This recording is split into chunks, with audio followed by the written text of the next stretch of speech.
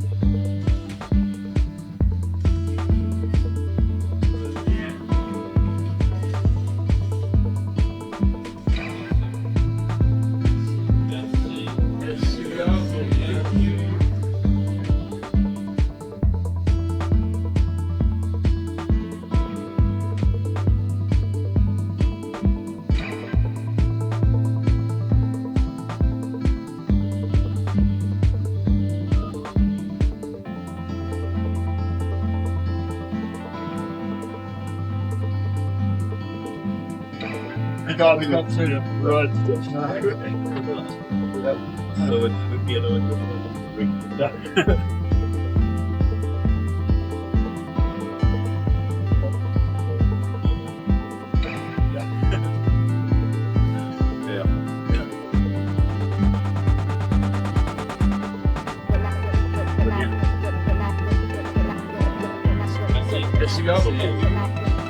Donor of military equipment to Ukraine, and we said that we would match or exceed that amount, almost 2.5 conversations, which is why we've provided it on, but also those long range Not bring to anything good.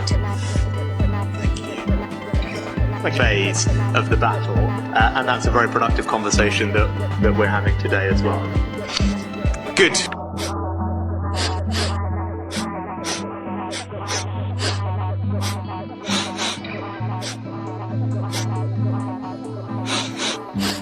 C'est de la poudre de perlimpinpin.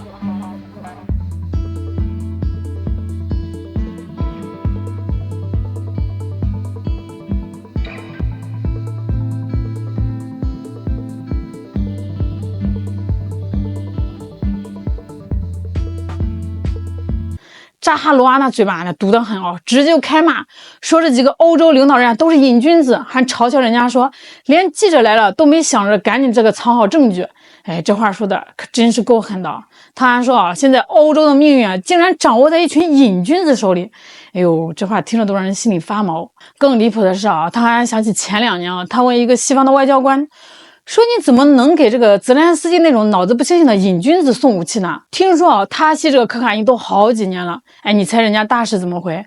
竟然说这在欧盟很正常啊，好多西方的领导人都这样。我的天呐，这个消息也太劲爆了吧！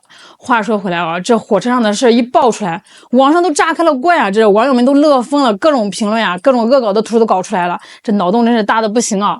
哎，有个网友啊，直接就把马克龙的照片做成电影海报，哎，名字就叫即将上映火车上的可卡因。你说损不损啊？还有更狠的啊，直接把这个3个大佬的脸就 P 上白粉，嘲笑他们是药罐子。还有一些网友啊，就直接开骂了，说这事儿让他们这些领导人的脸都丢光了，赶紧辞职得了。哎，你说说，这事闹的是不是挺大的？说真的，我看到这个新闻，我心里都觉得咯噔一下啊！哎，这几个欧洲领导人啊，这要是真像这个扎哈罗娃说的那样子，那也太不像话了吧！他们好歹是代表着国家的脸面啊，你说怎么能这么不自重呢？这更让人想不通的是啊，他们一边拼命支持这个泽连斯基，让他跟俄罗斯那边是打得不可开交，自己这边竟然还可能在嗨药。哎，你说这到底唱的是哪出啊？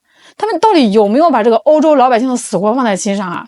哎呀，再说是那个泽连斯基啊，他那点事儿也不是1天2天了，这网上啊一直都有传闻啊，说他那啥来着啊，之前不是还有这个视频说嘛，他跟这个马斯克视频聊天的时候，桌子上好像就有这个白色的粉末嘛。不过后来有人出来辟谣，就是说那些视频是假的啊，是人家故意 P 的，这原视频啊根本就没那玩意儿。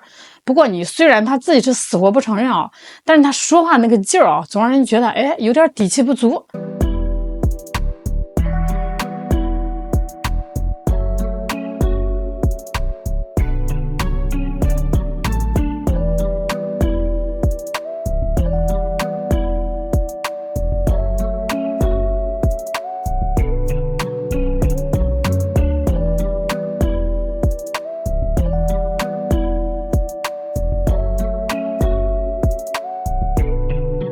现在倒好，他不仅把这个乌克兰拖进了战争的泥潭啊，还可能跟这些欧洲领导人成了毒友，一起演了一出这么荒唐的戏码。你说说啊，这欧洲的未来难道真的要交给这些不清醒的人来决定吗？这不啊，法国那边也挺热闹的，不过也不是啥好事不是这个香榭丽舍大街上的浪漫，那也不是埃菲尔铁塔下的甜蜜，而是一群黑衣人这个大摇大摆的在这个巴黎街头晃荡啊。这事儿得从5月6号那天说起。那天啊，巴黎街头突然冒出来600来号人啊，这一个个打扮的跟这个电影里面的坏蛋似的，那是黑头巾啊，还蒙着脸，一身黑衣服，鬼鬼祟祟的他们嘴里面还喊着一些乱七八糟的口号，什么欧洲青年啊、革命之类的。你看这一听都不是啥正经人啊。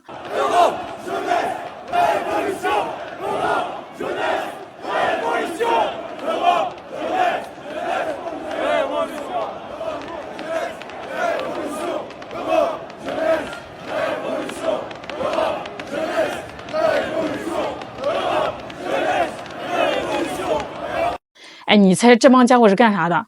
他们是在纪念一个叫什么塞巴斯蒂安的家伙。这家伙其实也不是啥好东西，是一个极右翼分子，说白了啊，就是一个挺极端的人。94年就摔死了。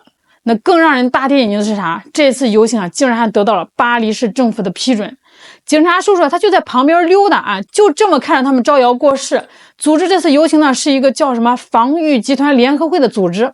这帮人呢也不是啥好鸟啊，是个极右翼的学生组织。以前啊就经常搞这个暴力活动，名声啊是臭得很。后来是消停了一阵子，结果2022年又冒出来了。说起那个塞巴斯蒂安啊，当年啊就是因为躲警察，不小心从楼上掉下来摔死了。这 GDU 呢就拿这事当个宝啊，这年年都要搞出点动静出来。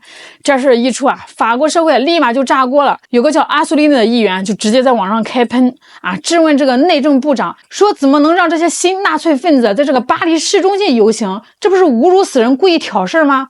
警察叔叔也觉得委屈啊，说他们也没办法，这个法国的法律它就是这样的呀，只有这个游行会严重扰乱社会秩序呢才能禁止啊，这个老百姓他就更不满了。为啥呢？因为最近法国人正因为这个养老金的事闹心呢，马克龙啊硬是把这个退休年龄给提高了。大家是意见大得很呀，天天在那边敲锅打碗的抗议。结果呢，马克龙在这个胜利日啊搞纪念活动，直接下了平底锅禁令，不让大家抗议。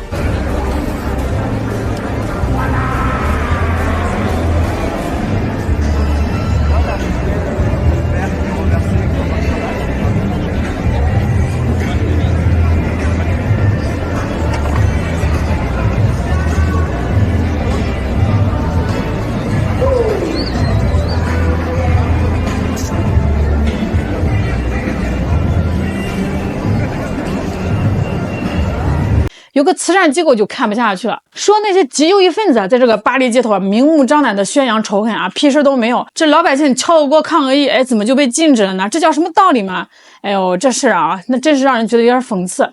一方面，这法国也是天天喊着什么自由了、平等了、不爱了啊，强调着言论自由。这另一方面啊，这种极右翼分子的游行啊，真的是正常的言论自由吗？他们宣扬的可是这种种族仇恨啊。而且这个政府对这个极右翼分子和这个普通老百姓的态度也是让人觉得有点双重标准啊。极右翼分子搞游行，只要没有闹出大事，那就睁一只眼闭一只眼。这老百姓敲个锅抗议了，就直接禁止。你说这公平吗？我觉得这个言论自由那是应该保护，但你也有个底线啊，你不能让那些宣扬仇恨、煽动暴力的言论打着这个自由的旗号就胡作非为啊！这说白了，自由那不是想干啥就干啥，这自由是建立在尊重别人、尊重法律的基础上的。